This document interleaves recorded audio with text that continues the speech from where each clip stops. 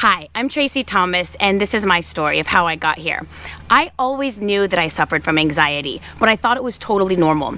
I was constantly trying to make everything in my external environment perfect so that way I could feel okay about myself. But I thought everyone did that, and I didn't realize that people actually felt internally okay all the time.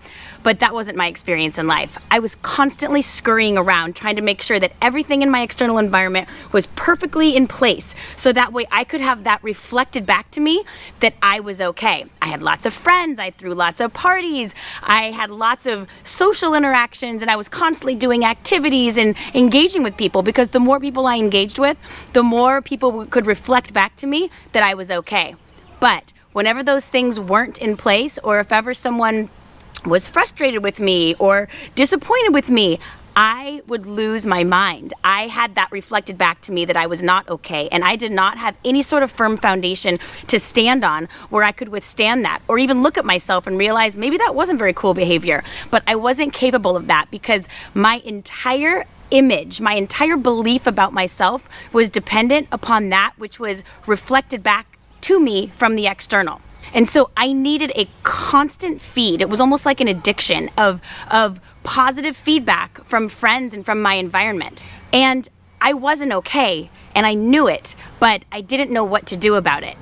I suffered from a traumatic experience around age 4, and I had a PTSD response that has been constantly triggered on.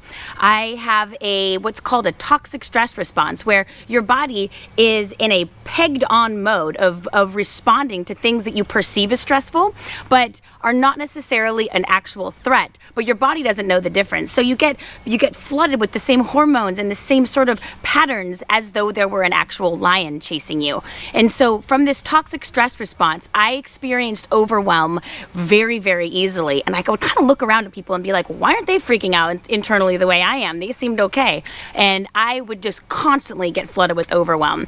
I had a destroyed microbiome. I was not breastfed. That wasn't the cool thing to do at the time when I was born in the late 70s. And I had ear infections, and I was constantly on antibiotics, and there was no concept of the microbiome. And certainly I wasn't eating fermented foods because that wasn't in vogue at the time either. And so I just had a destroyed microbiome. We didn't know anything about nutrition. I had heart surgery, brain surgery, and a stroke all before the age of 30.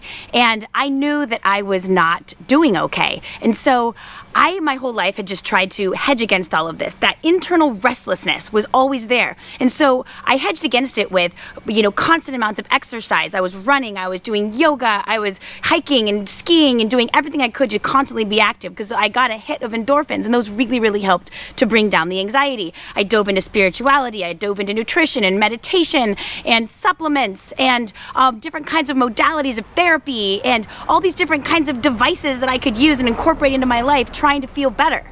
And what works? All of it. Together. All of it works. And so this is a treasury of all of these things, all of the little tiny little steps that you can take that make a difference, that move the needle and move the dial, so that way you can move from anxiety to resilience.